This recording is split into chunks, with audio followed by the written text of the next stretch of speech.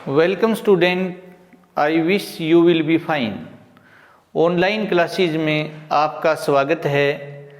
Last lecture में हमने पढ़ा बेटा integrated rate law for zero order of reaction, और इक्वेशन क्या आई थी बेटा, small K is equal to R naught minus R upon K upon T बेटा, और T is equal to R naught square bracket के अंदर है बेटे माइनस आर, वो भी स्क्वायर ब्रैकेट के अंदर है, अपॉन के।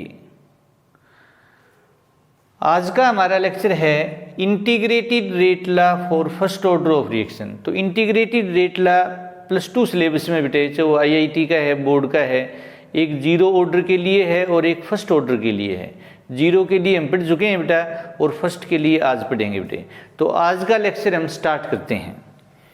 सबसे पहले बेटे ऑर्डर ऑफ रिएक्शन की definition, it is sum of power of concentration of reactant in rate law expression is known as a first order of is known as order of reaction. First order क्या कहेंगे बेटा, sum की जगह first लिख देंगे, it is first या one of the power of concentration of reactant in rate law expression, और rate of reaction is proportional to first power of concentration of reactant is known as first order of reaction.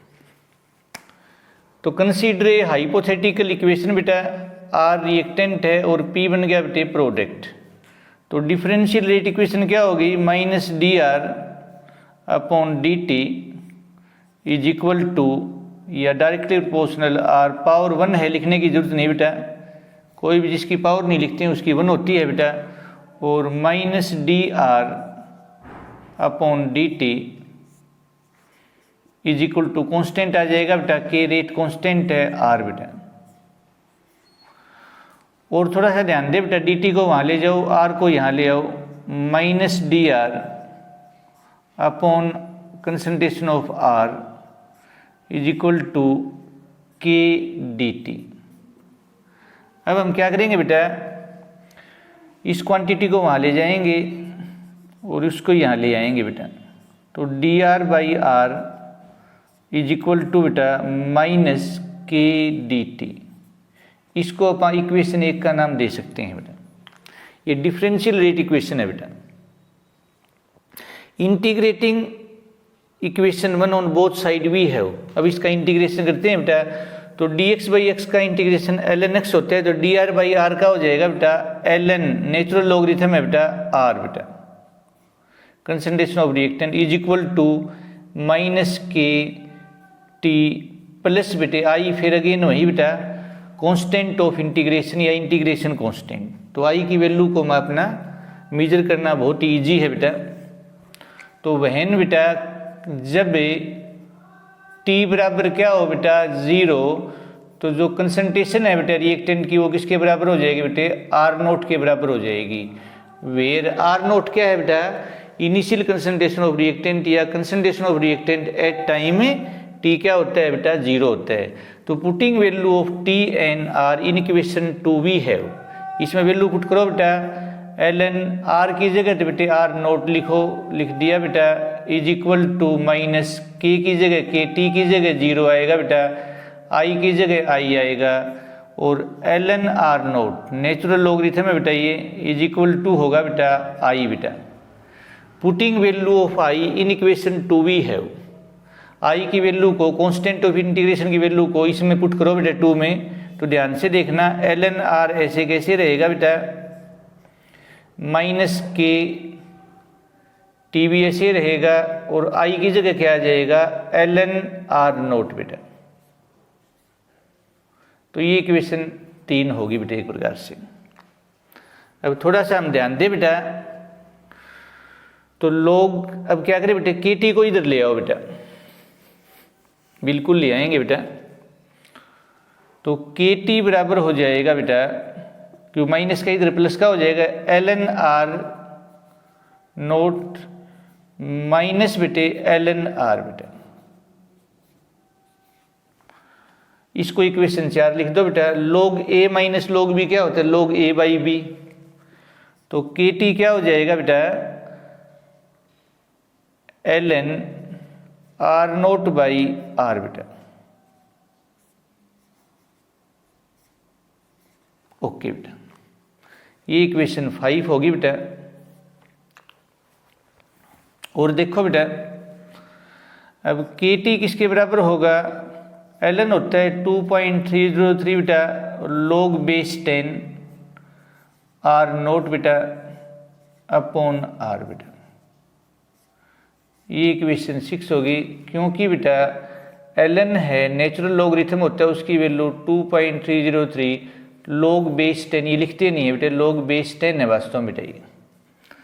अब k किसके बराबर हो जाएगा बेटा 2.303 by T बेटा और log of initial concentration of reactant upon final concentration of reactant बेटा 7 बेटा। और t किसके बराबर हो जाएगा बेटा, t को यहाँ ले आओ बेटा 2.303 अपॉन k बेटा log बेटे आर नोट बाई आर बेटा। तो ये है बेटे आपकी इक्वेशन, में कोई फर्क नहीं है बेटा इस इक्वेशन में बेसिकली और इस इक्वेशन में बेसिकली बेटा, दिस इज बेटा। तो this is integrated rate law for first order of reaction. तो इससे क्या पता लगता है बेटा, के है वो आर नोट के डायरेक्टली है, के है वो आर के क्या है इन्वर्सली है, टी है वो आर नोट के डायरेक्टली है, टी है वो मतलब लोग आर के क्या है बेटा इन्वर्सली है बेटा। तो ध्यान से देखो बेटा,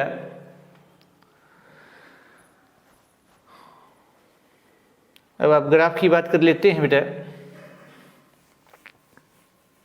और ये वास्तव में क्या होता है बेटा, आपको बताया था बेटा कि t बराबर है 1/k ln बेटा आर नोट बाई आर बेटा, बिल्कुल बेटा। तो देखो बेटा, अगर यहाँ t हो बेटा और यहाँ क्या हो बेटा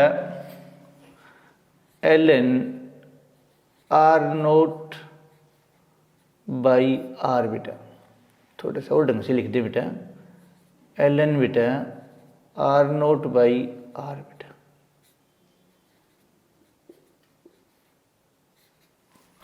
तो ये ऐसे आ जाएगा बेटा, दिस इज ऐसे ही के होगा तो यहाँ के लिख देंगे बेटा, ये इंक्रीज होगा तो ये भी क्या होगा बेटा इंक्रीज होगा बेटा। दिस इज ln की जगह 2.303 log बेस 10 भी लिख सकते हैं। अब देखो बेटा, तो अपने पास इक्वेशन आ गई k इज इक्वल टू बेटा 2.303 बाई टी log बेटा आर नोट बाई आर, ये है बेटा। अब थोड़ा सा ध्यान दे बेटे, कई बार क्या होता है, कई बुक्स में क्या होता है बेटा आर नोट की जगह तो सी नोट लिखा होता है,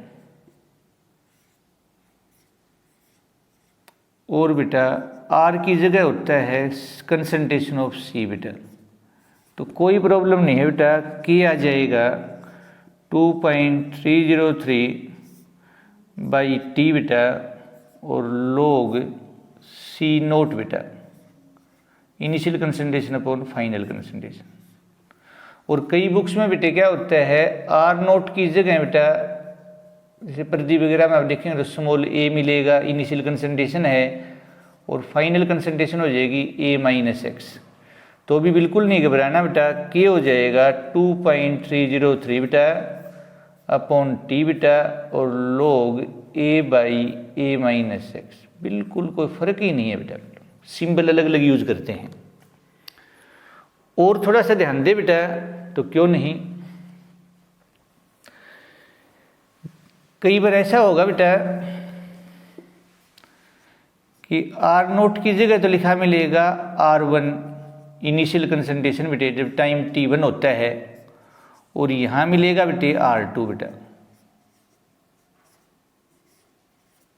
तो तब इक्वेशन हो जाएगी k बराबर है बेटा 2.303, और यहाँ भी बेटे t2 माइनस t1 बेटा, बिल्कुल घबराने की बात नहीं है, log और R1 इनिशियल कंसंट्रेशन जब टाइम t1 होता है और फाइनल कंसंट्रेशन जब टाइम t2 होता है बेटा।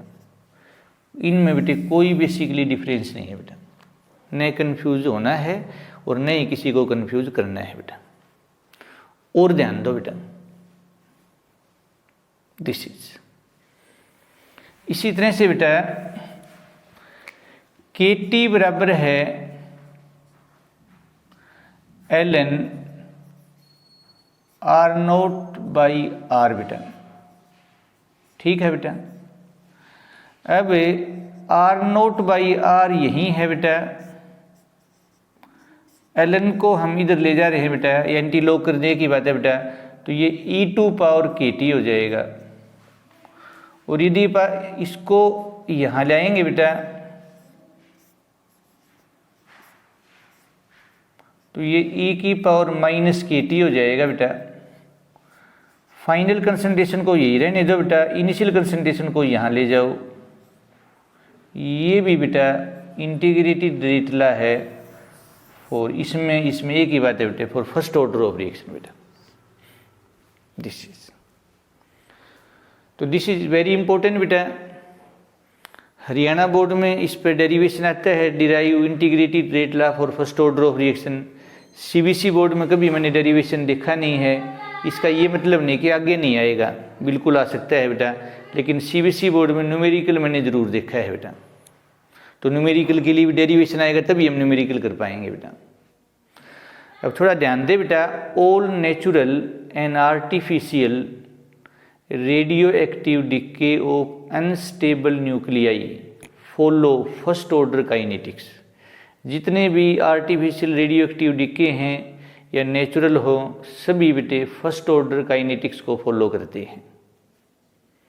वहाँ के लिख देते हैं, लैम्डा लिख देते हैं, डिसइंटीग्रेशन कांस्टेंट बेटे यहाँ के लिखते हैं, रेट कांस्टेंट वहाँ लैम्डा हो जाएगा डिसइंटीग्रेशन कांस्टेंट, बाकी कोई डिफरेंस नहीं होता बेटा। तो उम्मीद है बेटा आप बच्चों को आज का लेक्चर समझ आया होगा। Thank you and have a nice day.